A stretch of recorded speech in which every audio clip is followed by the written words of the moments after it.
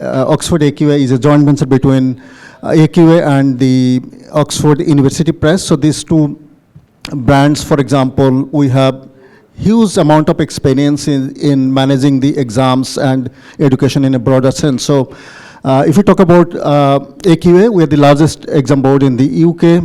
We have a heritage of more than 120 years of delivering exams in the UK. And if we talk about our strength in the UK, we run about 62% GCSE exams, that is known as O-level in Bangladesh. So 62% GCSE exams are conducted by AQA in the UK, and almost half of the A-level exams are also conducted by AQA in the UK. So that's our kind of know-how, and that's our expertise to develop the syllabus, develop the assessment, develop thesis, and also conduct the assessment, and end of the day issuing the certificate. And on the other hand, we are part of the University of Oxford through University Press.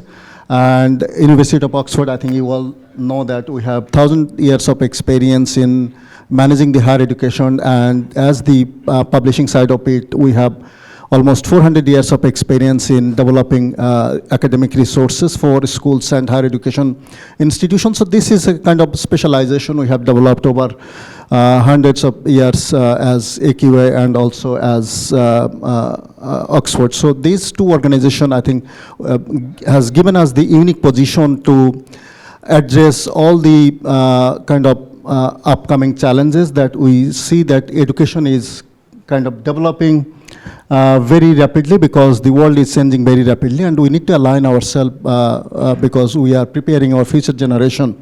So we have to align our syllabus, we have to align our assessment, we have to align our certification process as well. So as a certifying authority, we also develop the curriculum, and the curriculum is developed based on the anticipated kind of workplace and competencies that will be required in the upcoming days at the workplace or at the professional places. So that is kind of core of what we do.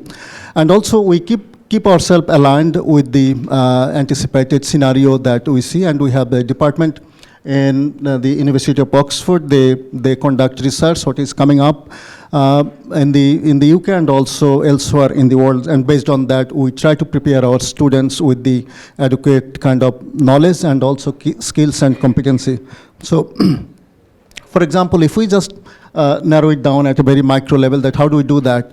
So for example, in all these years we used to have only the kind of summative assessment. So end of the year it is linked to rote memorization, but we realized that as an exam board, we realized that that's not going to be very helpful for very long. So we have started changing our approach. So while we feel that it is important for students to gain the knowledge, but at the same time it is important for us to make sure that they can also apply the knowledge. Whatever they learn, they should be able to apply those knowledge at either workplace or whatever they do. I think they should be able to apply those knowledge as well. So we thought it's maybe a bit too late if they go to the university and we only focus on those areas. So what we have done as an exam board, that maybe the students at the age of 11, 12, 13, 14, they should be given some indication that what exactly the workplace is going to expect from them. So we have come up with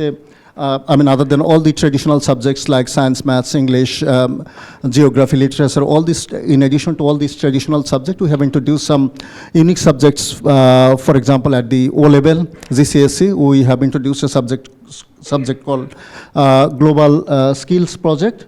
So we want to, with the objective, I think the subject name itself, it says Global Skills Project. So it means we want them to be prepared for the global kind of context, either for employment or maybe business, whatever they want to do.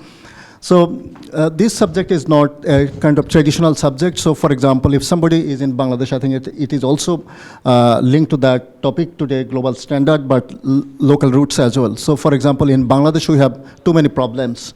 And we need to find the right people, or we need to involve our young generation who will be in a position to address identify some of the problem and should be in a position to address some of those challenges. So what we have done with that particular subject, Global Skills Project, that if they can identify one of the problems they see every day in Bangladesh, and as a student, what do they think that how that problem can be addressed? So with that, they work in a group of students and also with their teachers under the supervision of their teachers. So they, number one, they identify a problem, what is that, and what is that they can do to mitigate that problem. So, and end of the day, they work throughout the year, maybe during 2 years, work under the direct supervision of their teachers, and also there are some kind of mentor assigned at the exam board in the UK, so they will be also guiding them with the some kind of formatted template that if they are on track.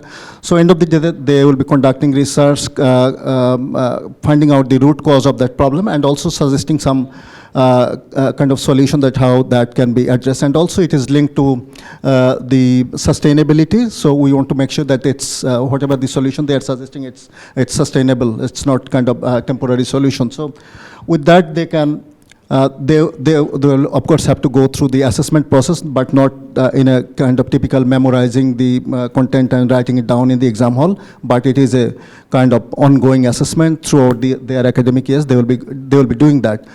And then we will do the assessment part of it from the UK, and they will be given a grade based on their kind of complexity of the project and everything.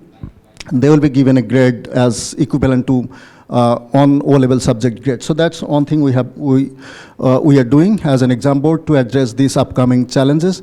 And also that's in GCSE level, O level, and we also have a further follow-up qualification. It's called EPQ, Extended Project Qualification. It's like an advanced level of that Global Skills Project. So similar kind of approach. They will be identifying the problem and coming up with a solution. And we have found that it has been proved very, very effective. So again, Oxford University Department of Education, they have conducted some research that the students who are taking extended project qualifications in A-level, they are performing better in their university qualification because they are very well prepared, because the approach that we take at the EPQ, I mean extended project qualification, this is kind of preparation for them to get into the university, and that's, I think they are supported that what is the university that expect, and we prepare them. So as an exam board, I think we are trying to address all these anticipated challenges. It's not just the grades, but I think we are also giving a lot of emphasis that how do we prepare our future generations so that they can face the anticipated challenges that we will be facing in the upcoming days.